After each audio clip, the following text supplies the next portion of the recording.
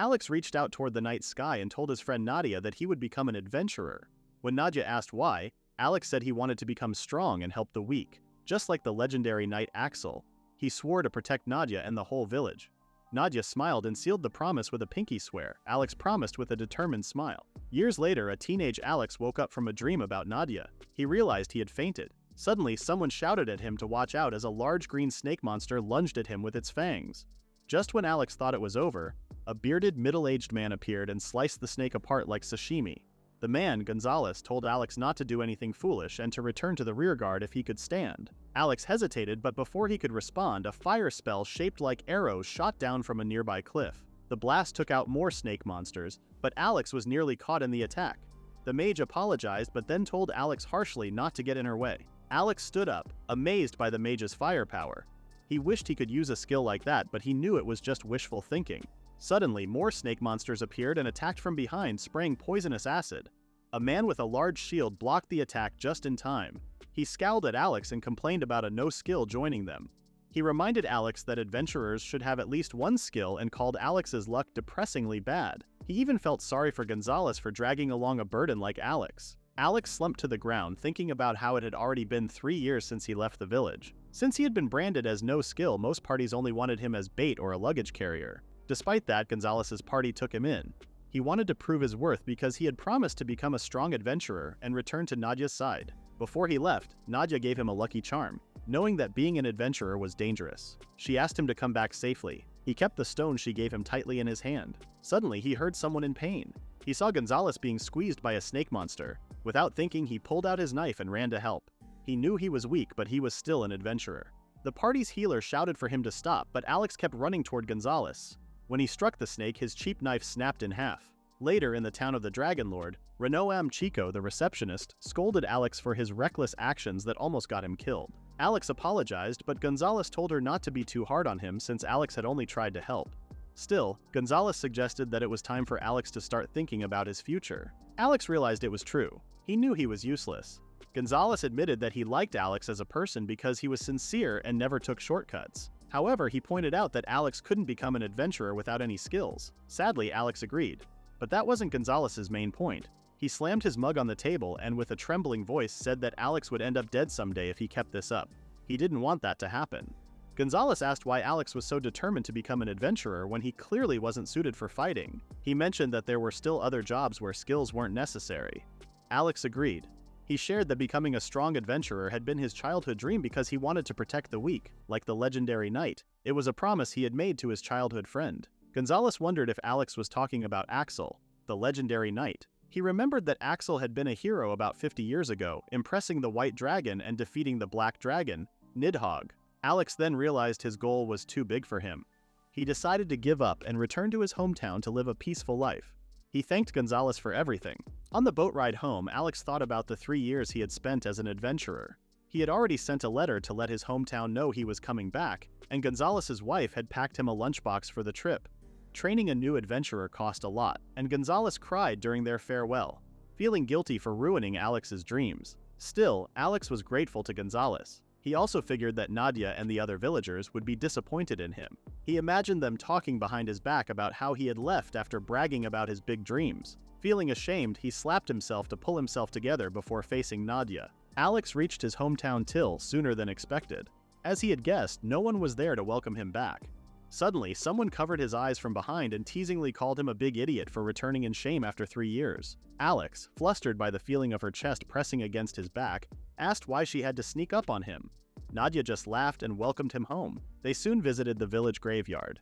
Alex spoke to his parents' graves, telling them that he was back to stay. Nadja asked if he was done greeting them. Alex thanked her for keeping the graves clean. Nadja said it was nothing since his parents were like family to her too.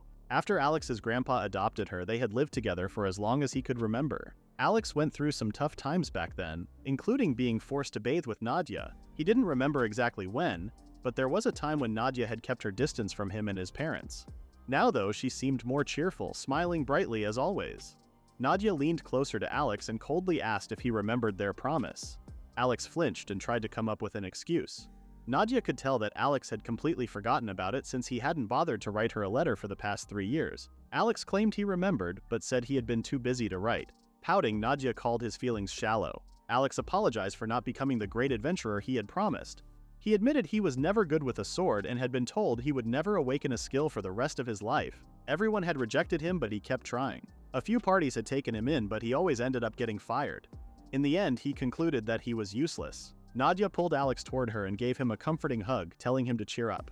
Leaning against Nadja's chest reminded Alex of the warmth he wanted to protect. He had always felt jealous hearing about other adventurers ranking up while he was left behind. Wanting to achieve the same rank wasn't just about the promise he made to Nadja, it was also because he wanted to protect and care for everyone. He had made a promise to Nadja and left her waiting. He wondered if he still had a reason to feel hopeful. Nadja called out to him, making Alex realize what he was leaning on. Out of nowhere, Nadja shyly asked if Alex would take her as his wife. Alex was shocked and felt pathetic as he slumped to the ground. Nadja reassured him that he could still keep his promise, even if he never became the amazing adventurer he dreamed of. Alex took her hands and promised to take care of her for the rest of his life. Nadja thanked him, and they held hands as they vowed to stay by each other's side forever. Alex no longer cared about becoming an adventurer or having special skills. All that mattered now was starting a new life with Nadja by his side. Our boy got married faster before you, our dear viewer. That night, the two fell asleep together in bed. They were exhausted from the surprise party that Nadja and the villagers had prepared. Everyone had happily congratulated them on their marriage. Alex felt nothing but gratitude toward Nadja. Thanks to her, all his worries and anxiety about the future had disappeared. He smiled while looking at her peaceful sleeping face, then gently covered her with a blanket before walking toward the window. Feeling more awake, he decided to go for a walk. While outside, he spotted some monster tracks. He knew that only slimes and goblins usually appeared near the village, but these tracks looked different. The footprints stopped at a tree, making him wonder if the monster had climbed it or somehow erased its tracks. A bad feeling crept over him. A humanoid monster holding a wooden club suddenly appeared above the trees. It swung the club hard and Alex barely dodged the attack, which was powerful enough to crack the ground. Alex couldn't believe an ogre was nearby, especially since it was a mid-class variant of the goblin species. He wondered why it had come so close to the village. Gonzalez and the others were no longer with him, and Alex knew he couldn't handle this alone. But then he thought of Nadja and her bright smile. He gritted his teeth, remembering that he had promised to protect her. Determined, Alex stood up. For some reason, a monstrous aura began to surround him. He faced the ogre and declared that he wouldn't let it pass even if it cost him his life. The ogre flinched, looking startled, and then ran away like a frightened cat. When the monster disappeared from sight, Alex collapsed to the ground, feeling relieved. Just then, a voice echoed in his head saying that the awakening was at hand. In his mind, a massive dragon appeared and asked Alex how true he was to his oath, challenging him to prove it. The dragon called Alex his daughter's husband, but then corrected it to Dragon Lord's knight. Meanwhile, Nadja woke up from her sleep and started looking for Alex. Alex barely remembered his childhood. He could only recall how his grandpa left on a trip without much explanation, except for a promise he needed to keep. Before leaving, his grandpa told him to grow strong and protect Nadja. After that, the two of them were left behind. The only thing Alex clearly remembered was the importance of keeping promises. When morning came, Alex woke up in his bedroom. He looked around for Nadja and found her cooking in the kitchen, looking like a wife. She greeted him and told him that breakfast would be ready soon. Alex thought she looked cute today, and without realizing it, he said it out loud. Nadja blushed, looking flustered. To change the subject, she mentioned how dirty his clothes were. Alex explained that he had trouble sleeping last night and went for a walk, deciding to keep quiet about what really happened. Just then, Nadja wobbled and Alex caught her. She hesitated for a moment before closing her eyes and tilting her face toward him with pouting lips. It was then that Alex fully realized they were now married. Alex leaned toward Nadja for a morning kiss when someone called out his name from outside. It was Mark, their neighbor. When Mark saw Nadja with Alex, he apologized, realizing he had forgotten that they were now married. Nadja scolded him for visiting newlyweds so early and teased that this habit might be why Mark wasn't married yet. Alex asked Mark why he had come. Mark explained that they needed more guards for the crop harvest. He apologized for bothering them, but said he really needed help since there had been an increase in goblin activity. He suspected something was happening in the forest, at least that's what the group leader, his grandpa Sieg, had said. Alex had a feeling about what might be going on. Mark excitedly mentioned that they were expecting a big harvest this time, which was why they needed extra help.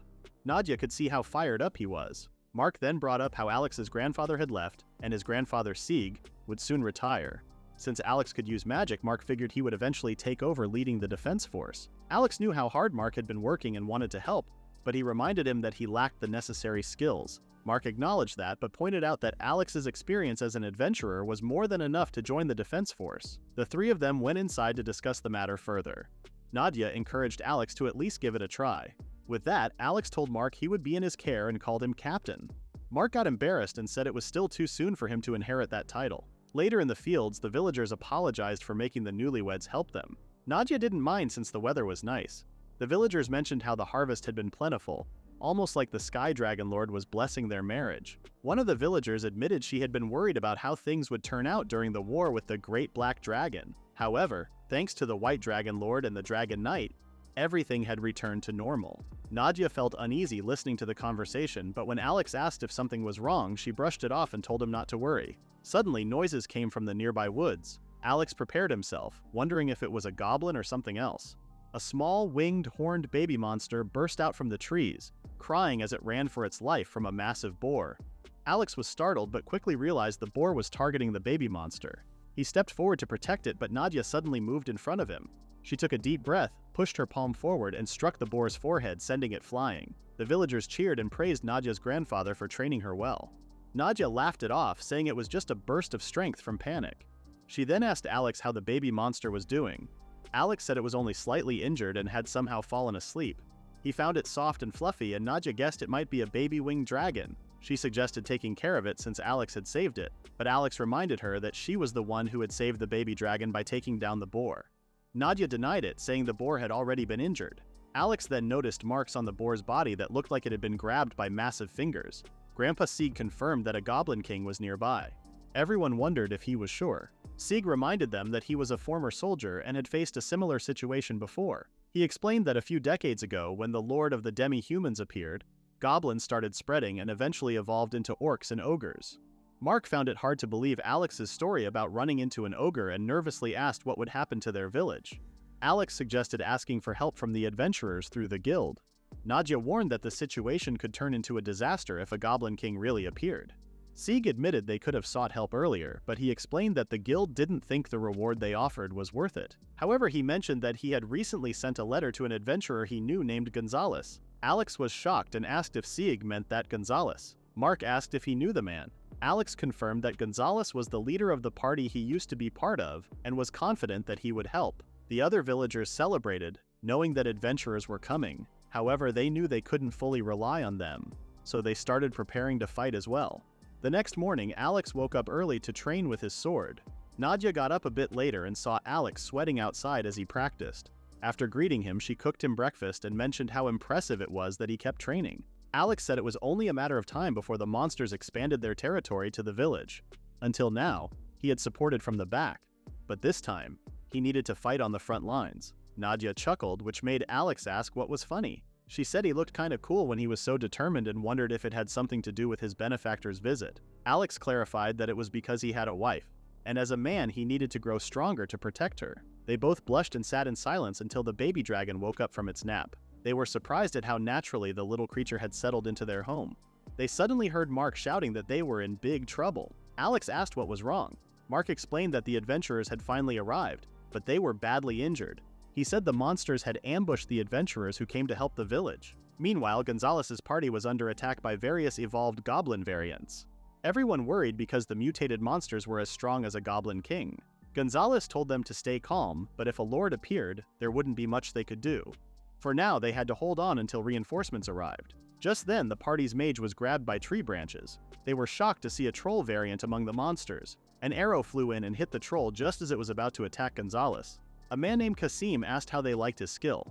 The other archers followed his lead, shooting down the goblins one by one with a rain of arrows. As Gonzalez asked if they were part of the village's defense force, another monster variant that could camouflage sneaked up behind him and tried to stab him with its claws. Alex appeared just in time and slashed the monster. The monster blocked the sword with its arm. Alex said he would handle the monster, but two more attacked from both sides. Suddenly, a sword flew through the air and cut down all three monsters at once. Alex was thrown aside but was unharmed. Gonzalez almost didn't recognize the person who had thrown the sword. He helped Alex to his feet, and Alex apologized for needing to be saved again. Gonzalez remarked on how much Alex had changed. Alex laughed it off, but Gonzalez could tell that Alex now carried the look of someone who had found a reason to protect. Alex was surprised but took a fighting stance, agreeing. The rest of the party also noticed the change in Alex's aura. Gonzalez told the others they could use some help and to get back to work. The fight continued as Alex watched in awe at how well everyone was doing. At their current pace, they might have been able to drive away the monsters soon. However, Alex had been feeling uneasy for a while. A sudden image of a huge monster gripping Nadja in its huge hand flashed through his mind. He paused, wondering if it was really Nadja or just his imagination. Looking around, he noticed smoke rising from the village. Without hesitation, he ran toward it. Alex knew the monsters were using tactics since a Goblin King had appeared, but there was no Goblin King among the ones they had been fighting. That's when it hit him. The attack on the adventurers was just a distraction. The real target was the village. He could only hope that Nadja was safe. When Alex reached the village, he was met with the sight of rubble and the defense force lying unconscious on the ground. He spotted Mark and rushed to his side. After regaining consciousness, Mark weakly explained how powerful the monster was and how they couldn't stop it. He begged Alex to take Nadja and the others and run away. In another part of the village, a massive monster that resembled a Goblin King appeared and attacked the remaining villagers who were trying to defend themselves. The monster was on a completely different level. Nadja told Sieg to pull himself together, but the old man said it was no use and urged Nadja to hurry and hide with everyone else. He wanted her to be safe since her husband wasn't around. Suddenly, the Goblin King grabbed Nadja and squeezed her tightly. It said it could sense the power of a dragon within her. Confused and in pain, Nadja asked what it meant. The Goblin King realized that Nadja didn't know about her own power, the power of dragons, which posed a threat to their kind. It then slammed Nadja to the ground just as Alex arrived. The Goblin King pulled back its fist, saying it needed to crush Nadja. Alex saw that he wouldn't make it in time but still rushed to save her. Nadja heard her husband's voice, and the next thing she saw was Alex blocking the Goblin King's massive fist with his sword. He smiled at her one last time. Nadja was confused, wondering why Alex had returned. The Goblin King then struck Alex so hard that he was crushed to the ground. Nadja couldn't believe what she was seeing. Everyone else also saw Alex lying motionless. Alex himself knew that the Goblin King was an opponent he couldn't defeat. He had always fought while being protected by others, and despite giving it everything he had, he still couldn't do anything. With a weak, fading voice, Alex told Nadja to run away. Nadja refused, saying she would never leave him. Alex insisted, but then he felt something strange. A memory from their childhood flashed in his mind. Nadja begging him not to die and leave her. It felt like history was repeating itself. The Goblin King mocked Alex, calling him pathetic, and warned that the next target would be the dragon incarnation. Nadja denied being who the Goblin King was talking about. She declared that she was the wife of the man it had just beaten down. She insisted Alex wasn't pathetic. He was her strong and fearless knight. Hearing her words reminded Alex of his grandfather, who had once told him to protect Nadja no matter what. Clenching his fist, Alex felt a surge of determination. The Goblin King sneered, claiming that mere humans were no match for them. But Alex pushed himself to stay conscious, focused only on protecting Nadja. Deep in his mind, Alex kept hearing a voice telling him not to die. He wondered who it was, only to realize it had been Nadja all along. It happened when they were still kids.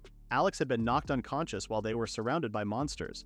He couldn't remember such an event ever happening. Suddenly, a man wearing a top hat and an elaborate outfit appeared, saying that Alex's memories were starting to return. Surprised, Alex turned around and respectfully asked who the man was. The man noticed that Alex didn't recognize him either. He then said that it would have been an honor to meet Alex again, but it wasn't the right time or place. Snapping his fingers, he explained that Alex's weakness had put Nadja and the others in serious danger. The village scene showed Nadja and Gonzalez fighting side by side, while Sieg and the other villagers guarded Alex's unconscious body. Mark and the rest of the defense force were struggling against the mutated monsters. Alex begged them to stop, but he could only watch helplessly. A mysterious man asked Alex if it was really that frustrating. Alex questioned if he had died and asked what he could do to survive and save Nadja and the others. The man reminded Alex that he lacked skills and wasn't even strong enough to become an adventurer, advising him to give up. Angered, Alex grabbed the man's collar and insisted that he would fight. Even if it was just for a moment, he wanted to protect Nadja, even if that was the only thing he could do. The man smirked and started laughing before transforming into a massive black dragon. He said that's exactly what he wanted to hear. If Alex had given up, the dragon would have killed him. Alex was shocked to discover that the old man was actually a dragon and demanded to know who he was. The dragon introduced himself as the Black Dragon Lord, the great villain of the war that divided the world, fighting both dragons and humans alike. The Black Dragon, Nidhogg, revealed that he had placed a seal on Alex. If Alex asked him to release it, all his dreams would come true. Alex asked if that meant he could keep fighting. Nidhogg confirmed it but warned that the power was too much for humans to handle. He said Alex could be consumed by it. Alex suddenly remembered the time when he was consumed by the dragon's power and protected Nadja from monsters when they were children. Nidhogg explained that Nadja had once asked him to seal Alex's past so he could escape from reality, but this time he wouldn't. Alex begged the black dragon to release the seal, declaring that Nadja meant everything to him and that he loved her with all his heart. Nidhogg had no choice. He went to swallow Alex, calling him his son-in-law and saying he would entrust his daughter to him. The black dragon then consumed Alex. Nadja's memories suddenly came rushing back. Gonzalez asked if she was okay. Nadja couldn't believe she had made Alex forget everything.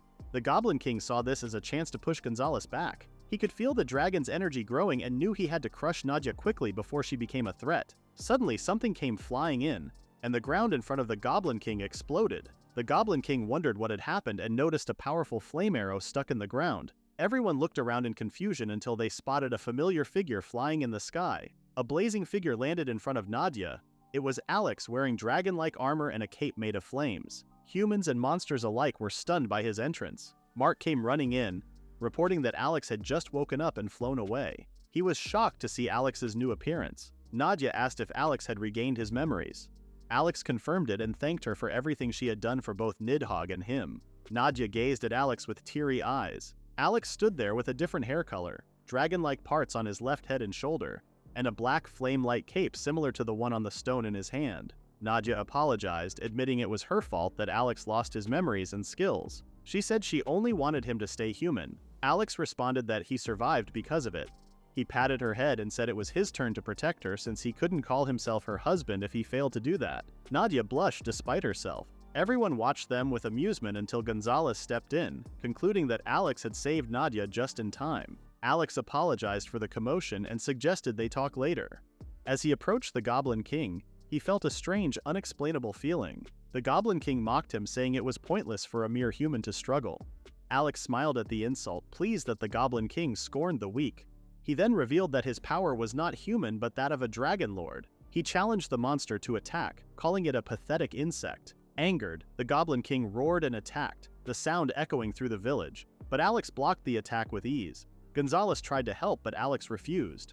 The Goblin King gathered more strength for another punch, but in the next moment, it was the one that got hit. Alex sent the massive monster flying like it weighed nothing. Both humans and monsters were shocked. The Goblin King, with its right arm torn off, refused to believe that a human had beaten it. But as Alex slowly approached, the monster finally realized that Alex carried the aura of a dragon. The mage asked if that was really Alex, and Gonzalez confirmed without a doubt that it was their boy, Alex. However, something seemed different about him this time. Nadja watched with concern. When the smaller monsters attacked Alex, he tossed his broken sword into the air and easily stopped their attacks. He said he wouldn't forgive them. He caught his broken sword and said the Goblin King had become drunk on power, trying to expand their territory and attacking his village, which hurt his friends. His sword then ignited, forming a flame sword, and he cut through the monsters. He also mentioned that they had hurt his beloved Nadja. Alex moved to finish off a wounded smaller monster, but Nadja begged him to stop. Despite this, Alex swung his flaming sword down. Just then, the Goblin King appeared, shielding the smaller monster. Alex struck again, but the Goblin King remained unharmed as Alex narrowly missed. Alex pointed his broken sword at the Goblin King and warned it to leave his sight, saying he wouldn't show mercy next time. The Goblin King asked why Alex didn't kill him. Alex replied that he saw him protecting something, adding that it was the same for him. He said he was a knight. The Goblin King sat silently as Alex walked away. That night, the whole village celebrated. Mark mentioned how the Goblin King left so suddenly and wondered if it had been scared of him. The others quickly reminded him that he wasn't even there during the fight since he had been running around in fear. They also realized Alex was still missing. They didn't know exactly what had happened, but they were sure Alex was the one who saved the village this time. Gonzalez checked on Alex briefly, then told Nadja that his team would camp in the village to help with the reconstruction. He wanted to repay Alex that way. As Nadja stroked Alex's hair, she remembered how something similar had happened before. He had been filled with incredible power back then too. But this time, Alex could hear her voice. She hoped that one day he would learn to control the dragon's power. The baby dragon watched as Nadja leaned forward and kissed Alex on the cheek. She said she believed in him, her knight. Alex woke up and found himself back in his house. Nadja was asleep beside the bed. He gently patted her head, realizing he had lost consciousness after the fight. As he tried to recall what had happened, Nadja woke up and greeted him warmly. Alex learned that the Goblin King had retreated in the end, and Nadja told him he had passed out afterward. Alex was amazed by the power he had used. It was so intense that he could barely stand afterward. The seal had been broken, but he wasn't sure what would happen next time he used it carelessly. Still, he felt relieved that he had remembered everything. About himself, Nadja, and the Black Dragon King. He especially recalled the moment when Nidhogg entrusted his daughter to him, calling him the son-in-law. That was quite a memory Alex had completely forgotten. He asked Nadja if she was really okay with that, and she assured him that as long as Alex was with her, she was happy. As they were sharing a tender moment, someone nearby giggled and called them passionate. The baby dragon appeared and said it had expected nothing less from the dragon's knight and his wife. The two were stunned for a moment before realizing that a stuffed toy was talking. When the baby dragon got mad at them, Alex apologized for teasing her. Nadja guessed that the dragon might be one of the high-ranking dragons since she could talk. The baby dragon proudly revealed that she was a feather dragon, known for superior speed and intelligence. Alex laughed and reminded her that she had been chased by a mere boar before. The dragon quickly pointed out that she was still just a baby. She asked Alex for a favor, to make her his servant. She explained that young dragons usually use their talents by supporting the power of other dragons, and in return they would share their strength. She also asked Alex for the name of his species, basically wanting a name like humans have. Alex thought about it for a moment and decided to call her Shiro since she was white. Nadja suggested calling her Mofu-chan because she was fluffy. The young dragon felt annoyed by their poor naming sense. Alex then randomly suggested Faye, and the dragon accepted it. She then made a vow to become Alex's wings, the knight blessed by the Black Dragon Lord. Afterward, she grew bigger and looked a bit more mature. She mentioned it would only be temporary but would still be helpful. Nadja suddenly hugged her and called her soft and fluffy. The dragon became flustered and called Nadja Madam.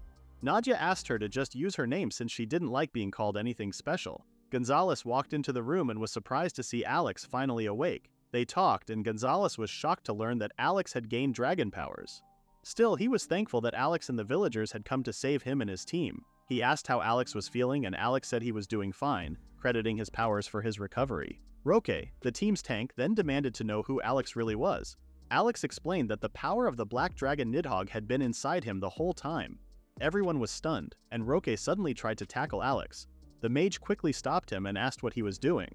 Roque insisted that Nidhogg had once tried to destroy all of humanity during the Black Dragon War, so they couldn't be sure what Alex would do next. Gonzalez told Roque to calm down, reminding him that even he couldn't handle Nidhogg alone.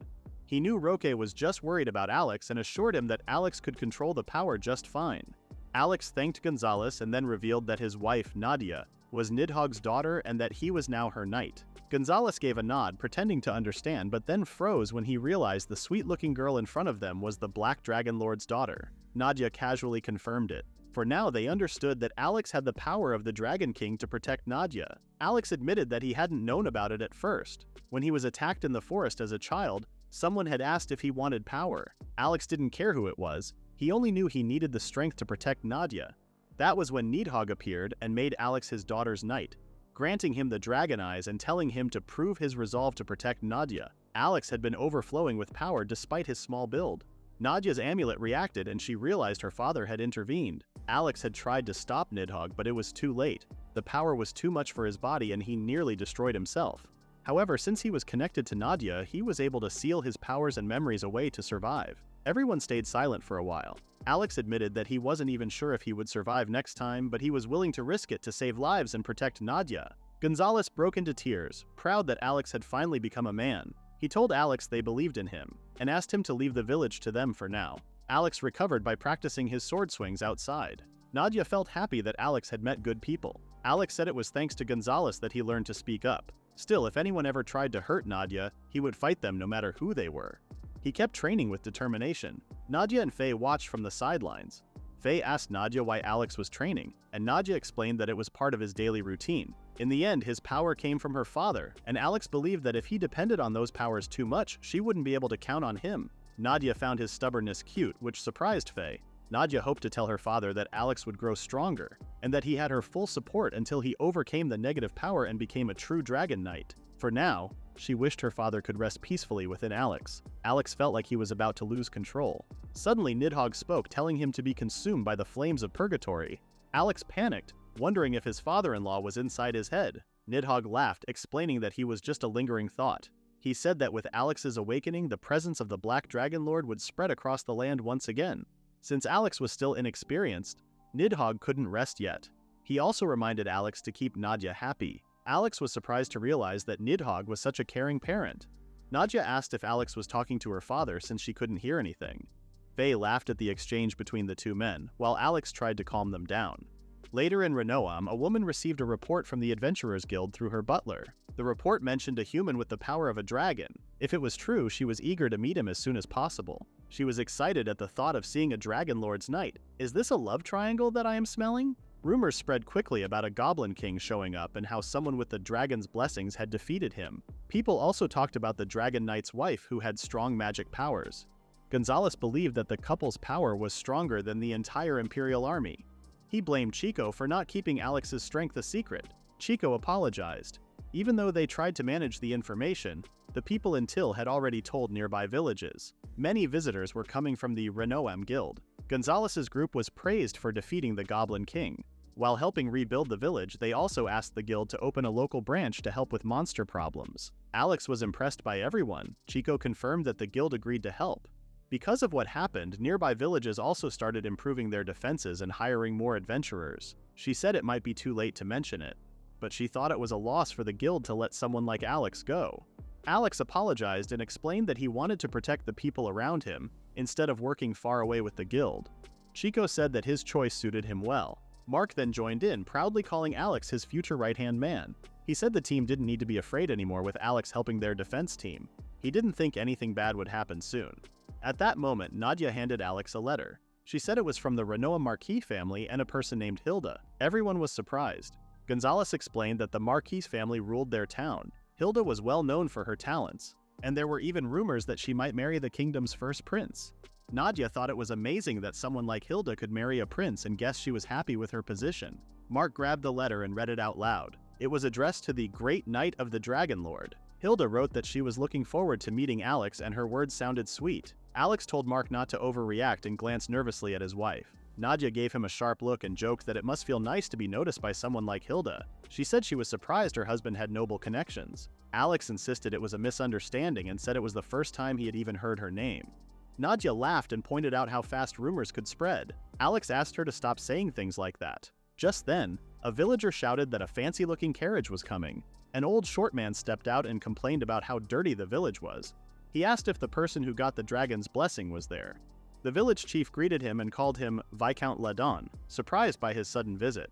Ladon said he had heard that this faraway village, which was at the edge of his land, was asking for help against goblins.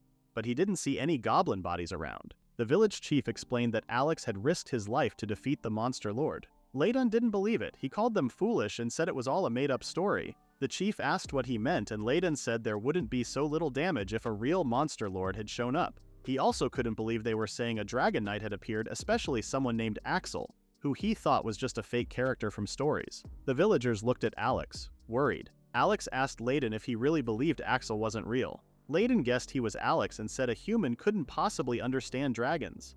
He claimed the whole Dragon Knight story was just something adventurers made up, and now Alex was pretending to be someone he wasn't. Alex got angry and flames started to cover his fist, but Nadja stopped him before he could do anything. Kasim also warned him to stay calm, even if the Viscount was being rude and foolish. He explained that the Viscount's family had connections to an empire that hated dragons. Alex realized that using his powers now would only give them a reason to take him away. One of Ladon's knights noticed that Alex wasn't falling for the provocation. He stepped forward and got Ladon's attention. Ladon stopped talking and then said that even a village full of troublemakers should have saved up money. He suddenly decided to double their taxes and demanded payment right away. The village chief begged him not to be so harsh, but Ladon said he could do whatever he wanted in his own land. While the two old men argued, Nadja watched quietly. Then the knight who had spoken earlier walked up to her and asked if she was Alex's wife. He said he had something to talk to her about. After that, everyone was shocked to find out that in exchange for giving the village 2 more weeks to pay their taxes, the soldiers would take Nadja away if the payment still wasn't made. Kasim confirmed that rumors about Alex and Nadja being a couple had spread, and people were now interested in both of them. The villagers started to worry. They said it would be really hard to collect double the amount of money in just half a month. But the village chief knew something even worse, that the Viscount would keep raising the taxes as long as those rules stayed in place. Alex felt disappointed in himself. Even though he had the power of the Dragon Lord, he still couldn't find a way to protect the village. He began to wonder if this was really the way to protect Nadja. Then Alex suggested that he and Nadja should leave the village. But Nadja reminded him that Till was his hometown and they couldn't just leave. Alex thought it was the best option. Right now, both the Dragon Knight and his dragon were being watched by the whole world. Just like Nidhogg had told him, Alex wanted to do this to protect Nadja and to avoid bringing trouble to everyone else. Kasim told Alex not to even think that he and Nadja were a burden just because of who they were.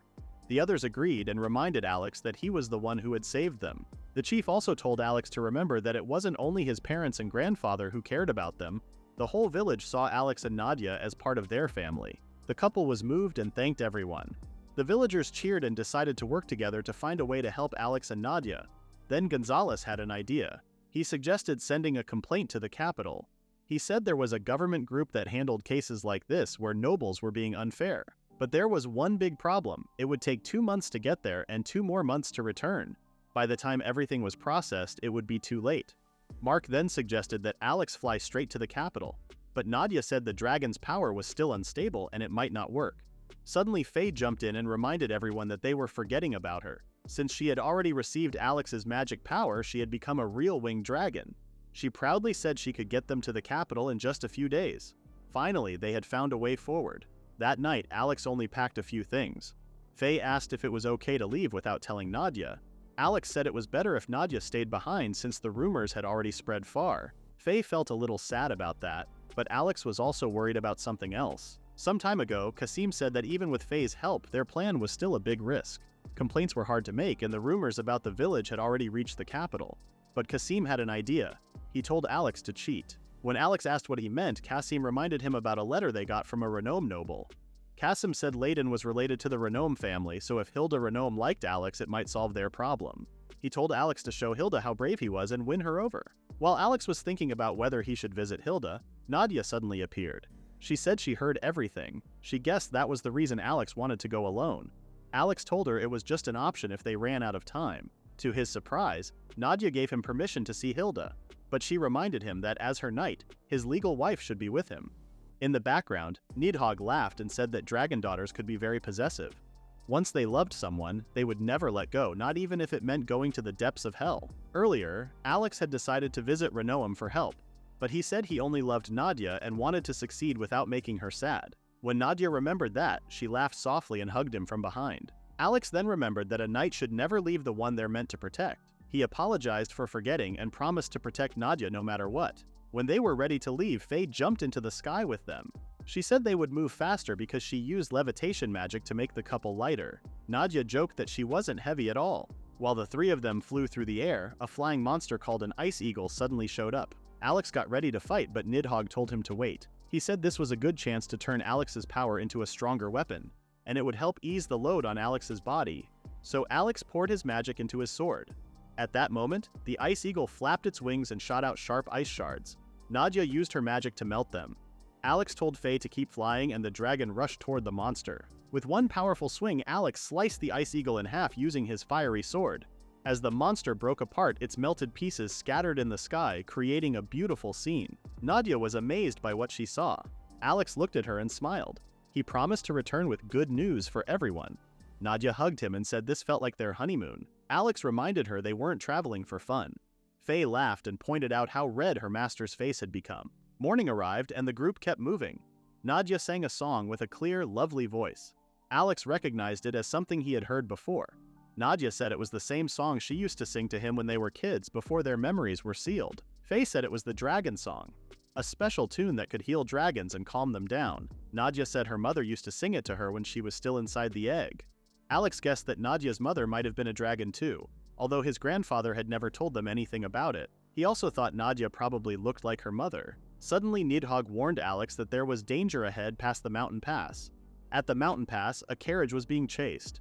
The driver checked if the lady inside was okay. She told him to just focus on driving. The girl noticed how the attackers were clearly aiming at her. Her name was Hilda. She thought the attackers were underestimating her. Someone was surprised to learn she was Hilda, the one who oversaw the eastern part of Renoam territory. She was known for being able to ride a griffin and use both weapons and words well. Then she noticed someone flying near the carriage and realized it was Alex. Alex apologized, saying he wasn't used to flying magic yet. He offered to take care of the attackers. Hilda allowed him to help, thinking he seemed skilled enough. Alex said he would be fine and flew toward the enemies. He asked Nidhogg if the power level he was using was the lowest. Nidhogg said it was still enough to defeat a human easily. The attackers were shocked to see Alex flying, since that kind of magic was considered advanced. Alex used a skill called Flare Arrow. A blast of fire shot out and hit the attackers, knocking them and their horses away. Both Hilda and the enemies were surprised to see that kind of spell. Alex wasn't finished. He kept fighting and knocked the enemies down one by one. Watching him, Hilda thought Alex was both fearless and powerful. She started to wonder what kind of strength he really had. Suddenly, something appeared from the nearby cliff. A bone dragon showed up and attacked the carriage Hilda was riding in. The carriage flipped over and the driver was thrown off. Alex saw what was happening.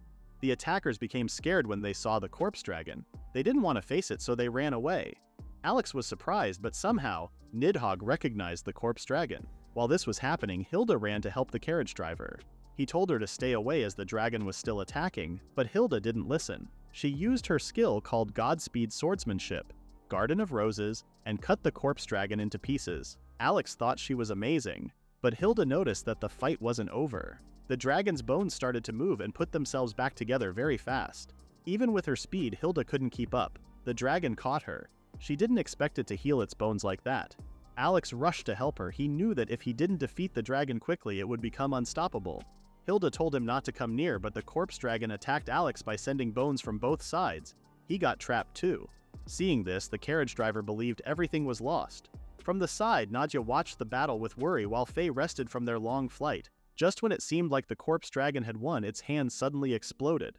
Alex came out, now transformed into his dragon knight form. Hilda was shocked. Alex told the corpse dragon to stop. Then with one powerful swing of his flaming sword, he burned the dragon into ashes. A knight arrived shortly after and was relieved to see that Hilda was safe. He apologized for getting separated from her during the chaos. Hilda said they had handled things well. The knight thanked Alex for helping Hilda, and Alex simply said he was happy to assist. When Hilda heard her name, something came to her mind. She walked up to Alex and asked if he was truly the Dragon Lord's knight.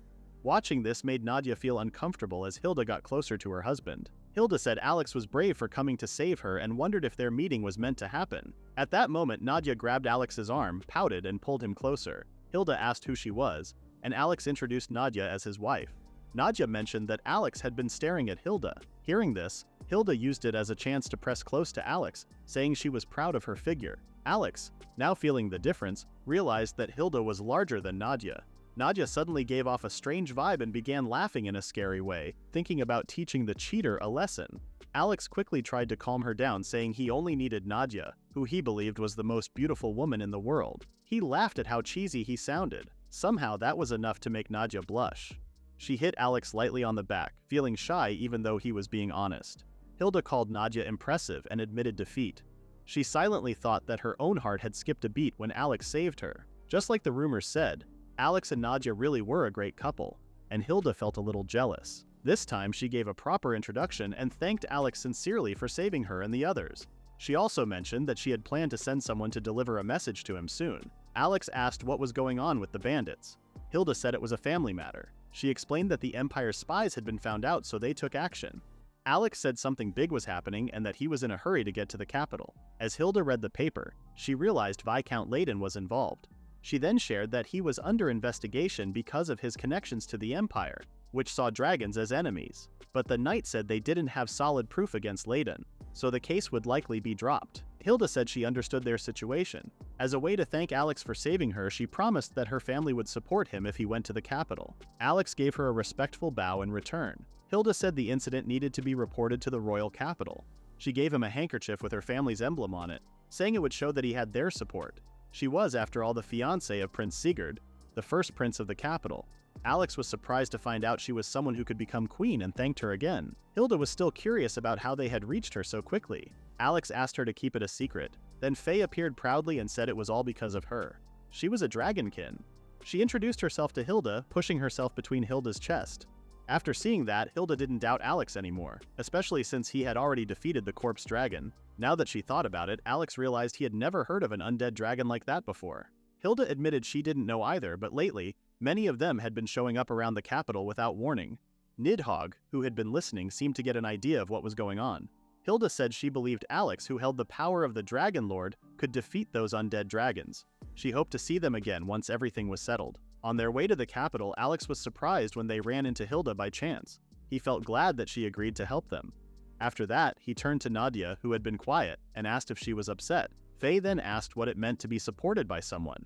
Alex explained that in the human world, relationships and connections were very important. Being around strong people could be helpful, especially for those who had power. After hearing that, Faye thought Alex must be the best person to be around since he held the great power of the Dragon Lord. Nadja then said she was disappointed that she let her husband meet Hilda. She thought Hilda might also be interested in him. But Alex believed Nadja was just overthinking things, since Hilda seemed polite. Nadja didn't respond. She just held on to him more tightly. Alex asked what was wrong. Nadja shared that she had heard the voice of the corpse dragon. It sounded very sad, and now she had a bad feeling. All of a sudden, Nidhogg spoke up and asked if they still had time before reaching the capital. He said he wanted to tell Alex a story about a certain foolish dragon's past life. Alex tried to say it wasn't the right time for stories, but Nidhogg told him to listen anyway, because it might be connected to something important that was about to happen. He also said it would help pass the time. At the same time, Hilda reached out to Sigurd. She told him she had met the couple and confirmed that Alex had a strong bond with his wife. She also revealed that Nadja was truly a dragon. Sigurd listened to her report, and after hearing it, even his heart began to race with excitement. Nidhogg then continued his story about a foolish dragon from long ago. There was once a black dragon who didn't like fighting and just wanted to live a quiet, peaceful life. His black scales were strong enough to block any attack, and his breath could burn anything to ashes. But instead of living as a dragon, he took the form of a human to hide who he really was. He lived with his loving wife and his little sister, who also had the same black scales. His sister was curious about the world and often visited human cities while disguised as a human. She wanted to understand people better. The black dragon always warned her not to let anyone find out she was a dragon. He told her that while some people were kind, others were not. His little sister believed that the people she met were all good, like the innkeeper and the children she played with. But the black dragon reminded her that dragons were different. They absorbed energy from the universe, and their eyes and ears became sources of magical power. Even a single drop of their blood was so valuable that a human could live in luxury for the rest of their life. Despite her brother's warnings, the little sister revealed her true form one day. She did it to protect some children from a monster. Soldiers nearby saw her, and because they believed dragons were dangerous, they attacked. The weapons they carried were made from the parts of other dragons. They could block fire and cut through dragon scales. When the little sister saw the weapons, she finally understood the darker side of humanity, but she didn't want to harm anyone in front of the children, so she didn't fight back. She only felt sorry for her brother. The black dragon's little sister, who cared deeply for humans, was killed by those who wanted her power. They used her fangs and scales to make weapons and armor. The black dragon felt his sister's death deep within him. Soon humans came after him too. To protect his wife, he used his true power for the first time in centuries. He breathed fire at the soldiers, but they blocked the flames. He recognized the scales on their armor. They came from his little sister. Filled with rage, he asked if humans really wanted power that badly. The soldiers became afraid as the black dragon's strength kept growing. The power he had gathered over the years made him truly deserving of the name Dragon Lord. His flames wiped out hundreds of soldiers with ease. Over time, many dragons who had suffered from humans joined him. A great war began, the Black Dragon War. It lasted for centuries. But in the middle of all the fighting, something gave the Dragon Lord a small bit of hope: the birth of his daughter. For the first time since his sister died, he smiled. His wife wished their child could grow up in a peaceful world and hoped the war would end. The black dragon promised to try. He even gave one of his eyes to his wife so he could watch over them and protect them from far away. During the war, a dragon begged the Dragon Lord to stop fighting because most of his power had already been passed down to his child. Then the black dragon suddenly noticed something strange and quickly closed off the entrance to his nest. The soldiers nearby thought that dragon eggs must be hidden inside.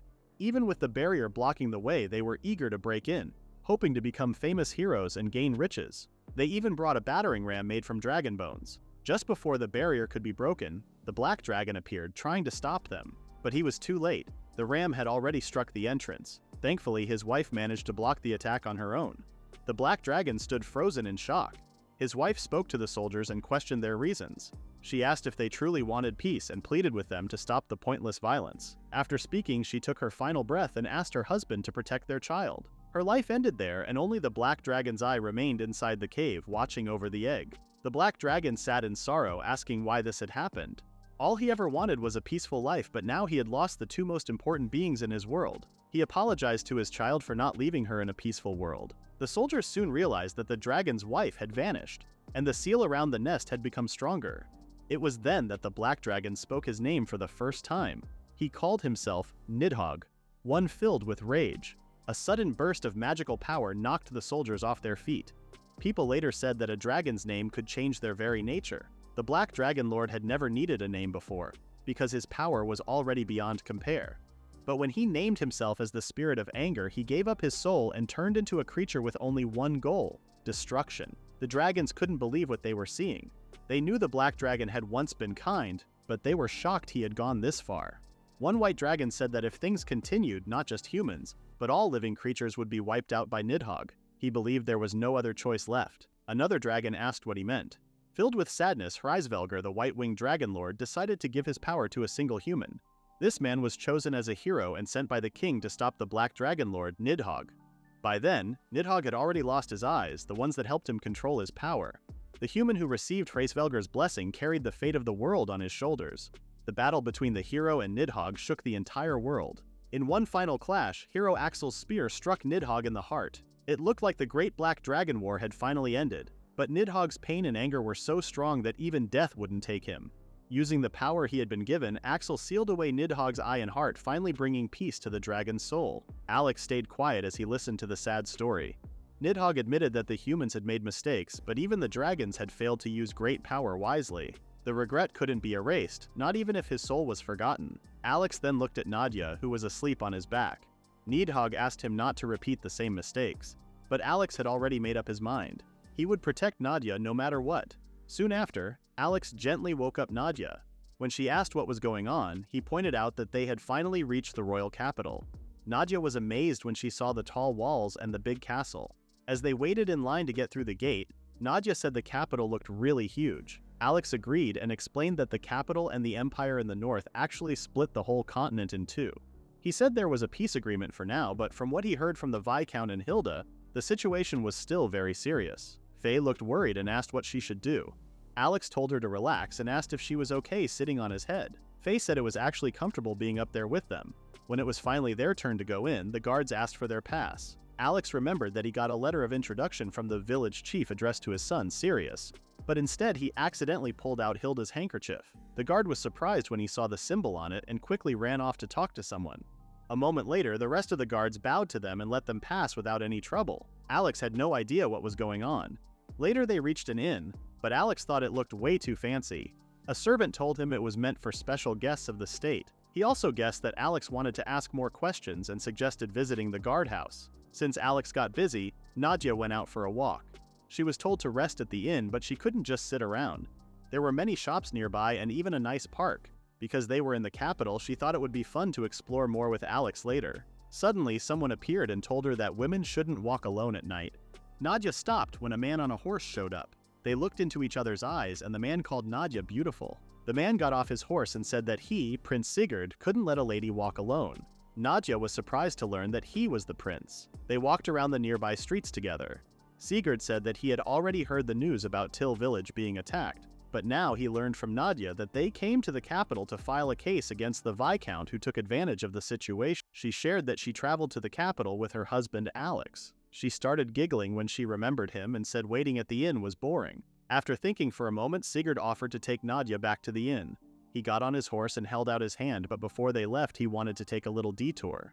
Sigurd brought Nadja to his favorite spot, a place with a clear view of the capital. He hoped she liked it, and Nadja said she did. She thought Sigurd was a kind person, but she also felt something different about him. Then Sigurd asked if she knew about dragon blood. He said that his family came from a dragon ancestor named Midgardsormr, the serpent dragon. The dragon blood was weak now, but still there. He told Nadja that only a dragon can truly sense another dragon. He said he could feel the dragon inside her, just as she must have felt it in him. Nadja was shocked that he knew she was a dragon.